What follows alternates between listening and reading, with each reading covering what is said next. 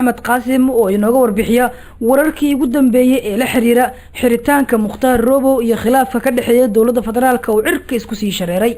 aad baad u mahadsantahay cabdisamed cabdullaahi haddaan gudaha u galno wararka la xiriira ee khilaafaadka madaxda dowladda iyo arintii maanta ka dhacday magaalada Baydhabo waxaan ku hormaraynaa magaalada Baydhabo maanta sida dhageystayaashu ay la socdeen magaalada Baydhabo waxa lagu xiray Mukhtaar Robow oo kamid ahaa murashaxiinta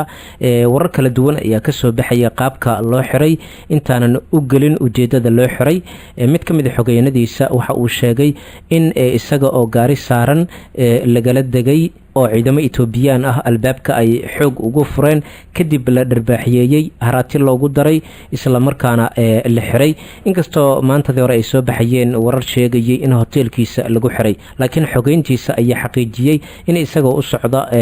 madal loogu yeeray xubnaha murashaxiinta sidaasi loo galay Itoobiyaanka qorshe ayay u dageen xariga Mukhtaar Robow ka hor inta uusan xariga dhicin wariyaasha ayaa loo yeeray markii la hubsaday dhamaantood in ay ku jiraan madasha ayaa Mukhtaar Robow banaanka lagu xiray si aanan loo sawirin habka loo bahdilayo garaacista iyo sida loo jeebeenayo ama loo xirayo gaari ay leeyihiin ayayna ciidamada Itoobiyaanka ah ku tuureen markii sida ay dhacday ciidamo taabacsan Mukhtaar Robow iyo shakhsiyaad taageersanaa ayaa dhagax tuur ka bilaabay magaalada Baydhabo waliba ciidamadiisa isaga sida gaarka u taabacsanaa waxa la yaab leh inay ka baqeen ciidamada Itoobiyaanka oo wax xabada aanay ku ridin balse waxa ay rasaas ku rideen dhawaan madaxweynaha dawladda federaalka halkaasi uu geeyay si ay u ilaaliyaan murashaxa isaga uu wato oo la yiraahdo Cabdicasiis Laftagareen saraakiisha qaar ee taabacsan dawladda federaalka ayaa ku andacoonayay muddadii ay sarsaasheynta socotay in iyagu aanay ahayn kuwa xiray Mukhtaar Robow balse ay yihiin ciidamada Itoobiyaanka ah laakiin saas oo ay tahay magaalada Baydhabo qalalaase badan ayaa ka dhacay goobihii ganacsiga waa la xiray dhammaan dhaqdhaqaaqyadii waa ay istaageen ciidamada Itoobiya isgaarsiintii ayay hawada ka jareen markii xaalku uu noqday marka cabdisamedow Mukhtaar Robow sidaasi loogama aalin ciidamada Itoobiyaanka waxay ku qaateen dayuurad military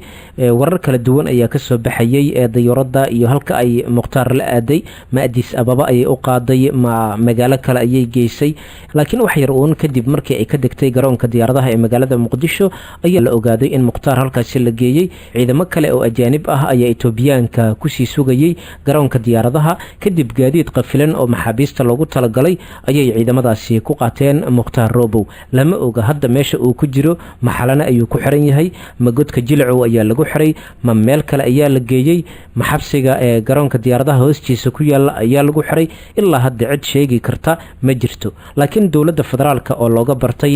talaabo kasta oo shisheeyuhu ay qaadaan in ay tabriir u raadiso ayaa waxay sheegtay in xariga Mukhtaar Robow iyagu ay ka dambeeyeen iyaga oo ka leexiyay Itoobiyaanka iyo talaabada ay qaadeen iyo wixii maanta ay ku kaceen war ka soo baxay wasaaradda amniga waxa lagu sheegay iyada oo la tix raacayo war saxaafadeedii horey uga soo baxay bishii Oktoobar 4 2018 iyo 12 December 2018 oo ku saleysnaa inaanu Mukhtaar Robow buuxin shuruudihii ku xirnaa heshiisyadii lala galay si dhammaan looga qaado cunaqabatayntii saarneed shuruudahaasi oo ay kamid ahaayeen baa lagu yiri warka ka soo baxay wasaaradda amniga in Mukhtaar Robow uu ka tanaasulo waxay ugu yeereen fikirka xadjirnimada si cad oo aanan qarsoodi lahayn uu cambaareeyo waxay ugu yeereen mar kale fakarka xagjirka ah qodobkaas ayaa ugu weyn waxyaabaha ay ku eedeeyeen saa darteed waxay yiraahdeen wasaaradda amniga iyada oo ka duuleysa waajibaadkeeda waxay dadaal dheer u gashay sidii Robow loogu qancin lahaa in uu dib uga fiirsado talaabooyinka uu kaga hor imaanayo dhammaan shuruudihii lala galay dabcan waatii wasaaradda amnigu ay tiri isma sharaxi karayo marka saa darteed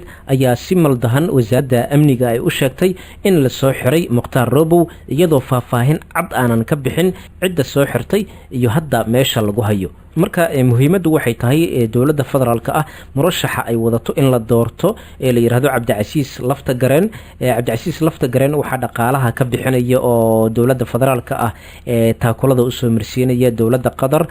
halka Robow iyo gudoomiyaha baarlamaanka ay taageereysay dawladda Sacuudiga marka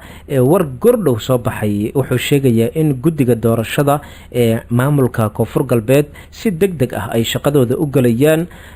tusaale ahaan guddiga doorashada ee madaxweynaha koonfur galbeed baa la yidhi ayaa shaaciyey in hadal jeedinta murashaxiinta ay bilaabanayso 16 bishan islamarkaana ay ku eg tahay 17 bisha maalintaasi ayaa aada loo boobsiinayaa in murashaxiinta ay khudbeeyaan dabcan inta Robow uu xiran yahay sidoo kale guddiga ayaa sheegay in tababar guud la siinayo golaha wakiilada koonfur galbeed maalinta talaadada ah oo ay taariikhdu ku beegan tahay 18 December 2018 doorashadana waxay dhacaysaa baa la yidhi 19 bishan oo ku beegan maalinta arbacada ah ee soo socota marka dabcan waxa macquula doorashadu markay dhammaato in Robow isagoo aad u bahdilan la soo daayo kadibna la yiraahdo adiga ayaa isku geystay wixii kugu dhaca haddii aad hadasho ama aad ka sheekayso wixii kugu dhacay marka Robow runtii xaalkiisa halkaas ayuu marayaa